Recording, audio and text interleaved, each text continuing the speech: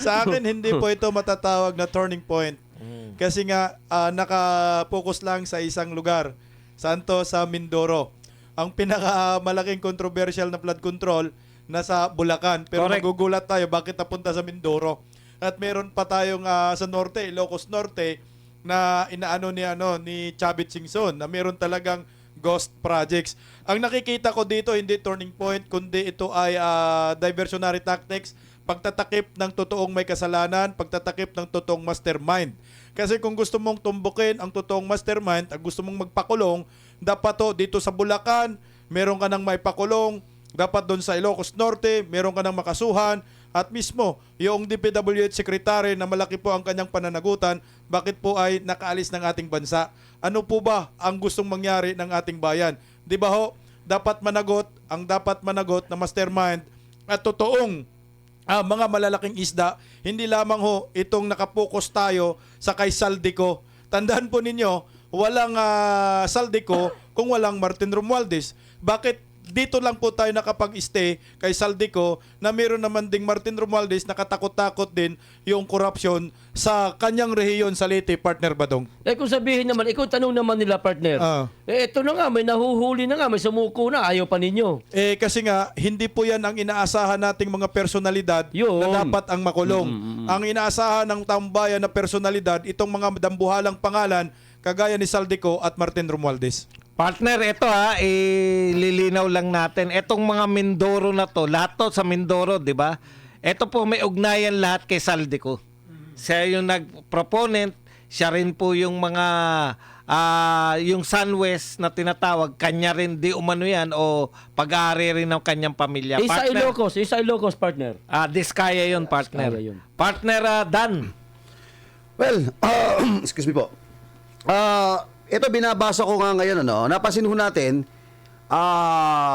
lahat ng pinag-uusapan dito, isa lang ang pinatutunguhan nila at binabaon sa Kumunoy. Si Saldico. Mapapansin nyo? Pero naalala ho natin, mga kabayan, yung sinabi po ni dating Vice President Inday Sara Duterte, 2 tao lang ang umahawak sa budget ng Pilipinas. Ngayon, yung isa ayaw na sumali. Kasi itong kapatner ng isa, nadadamay sa anomalya. Ngayon, nagmamalis ng isa. Wala akong kinalaman dyan. So, ngayon lang ako nakakita na isang congressman na na-appoint bilang appropriation budget is very powerful, mas powerful pa sa presidente. Bakit?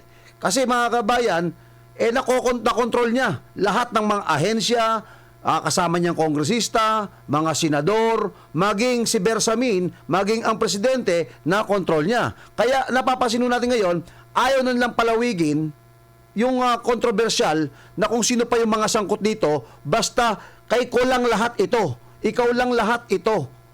Di ba? Yun na nakikita natin eh. Kaya hindi na siya umaakit kay Martin, Kasi nakapako na kay ko.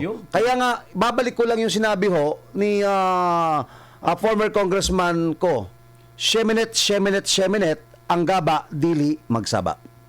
Partner Bimar. Yun nga yung nagiging problema rito kasi ito, pwede natin sabihin na mayroon na rin turning point in the sense na kahit papaano, mayroon talagang nakasuhan at may ginagawang aksyon itong gobyerno. Ang problema, kulang na kulang at sana magtuloy-tuloy ito at mapunta talaga doon kung sino talaga ang dapat tukuyin. Ito na nga, sinasabi ng ating kapartner, si partner Dan, na mukhang nakafocus na sila dito ngayon kay Saldico, no? At ang masakit kasi itong kanyang kumbaga parang Batman and Robin sila dito ni Saldico at saka itong si Martin Romualdez eh. Ang masakit, itong si Ruben iniiwasan na si Batman. So itong si Batman na lang ngayon ang kanilang gustong target o gustong ilaglag. Ang problema, hindi naman makakakilo si Batman kung wala si Ruben. Teka lang, linawin natin, partner Bimar, sino si Batman? Yon, si Batman, pagpalagay natin si AKA Saldico. Ayan. Yung Robin, AKA si Martin Romualdez. di ba parang baliktad? Mas baliktad. makapangyarihan si Batman. Sige. Baliktad na lang natin, okay. Para maliwanag lang kasi baka Okay. malilito yung Tama, viewers. tama. Okay, sige. Sige, Tuloy si Batman. natin. Sino si Batman? Si Romualdez. Yan. Yun. Ang Robin. Si Saldico. Okay. Yan. Sino naman si Superman? Si Badong. Siya yan. Si Darna. Si Darna, si Apil. Si Bemar. Darna. Okay, ito Ay, ni partner Wonder Bemar. Woman pala dapat. Tuloy mo, partner BMR. Ano ba tayo napunta planeta? Nawala na. Batman and Robin. Oh. Ayan. Yun nga. So, ang nangyayari ngayon nito, ako para sa akin, personally, mga kapartner, maganda na rin itong turning point. In the sense, in legality, mayroon na tayong precedents na ito, talagang totoong mayroong nangyaring korupsyon kasi may mga nakasuhan na. Ang problema na lang natin kung hanggang saan ito at papaano nila ididiretso hanggang doon sa pinakatuktok at pinakabuod talaga ng pangyayaring ito. Yun yung hindi talaga natin pupwedeng alisan at hindi natin pupwedeng tigilan kasi mga taong bayan, mga kababayan, kailangan natin magmasid dahil po buhay ng mga Pilipino ang nakasalalay dito. Tandaan po natin ang nangyari dito sa Cebu, no? Isa na yan sa dahilan kung bakit nangyari yung ganun sa Cebu. Kung hindi sana nila kinurakot ang pera na para doon sana sa mga flood control dyan sa Cebu, disin sana walang ganun. Sa totoo lang mga kapartner, history sa Pilipinas, napakarami naman ng mga nangyari na mga baha, napakarami naman ng nangyari mga bagyo sa ating bansa. Maliban na lang doon sa iba't ibang mga klaseng mga bagyo, pero marami tayo mga bagyo, pero nalalagpasan natin awa ng Diyos. Pero this time, no, despite na mayroon talagang mga project na linagay dyan sa Cebu, marami ang mga nasawi at marami ang mga nagbuwis ng buhay ng ating mga kababayan na disin sana ito ay hindi nangyari kung ang mga pondo rito ay hindi po pinakialaman nitong mga tao na iilan lang na nakinabang dito mga kapartner. Sana para sa akin, ituloy ito, dire-diretso ito, at ito ang magsilbing, maliit pa lang ito mga kapartner at turning point, pero sana palakihin nila ito mga kapartner. Mga kapartner. Partner Bisdak. Alam nyo po, konti lang ako. Natutuwa po yung lahat ng mga subscribers natin dyan sa comment section. Palakpakan natin sila, partner. Nasanay ako sa... Nasanay ako sa... Meron na tayo palakpak Nasanay ako ngayon. sa sa Zoom Bira naman kayo eh. Okay. Tama, Pero tama. partner, dagdag ko lang doon sa sinabi ni BMR na Batman and Robin, pero hindi ko sasakyan, naguluhan na ko ron eh. Kasi nga ikaw si Darna. Meron ba?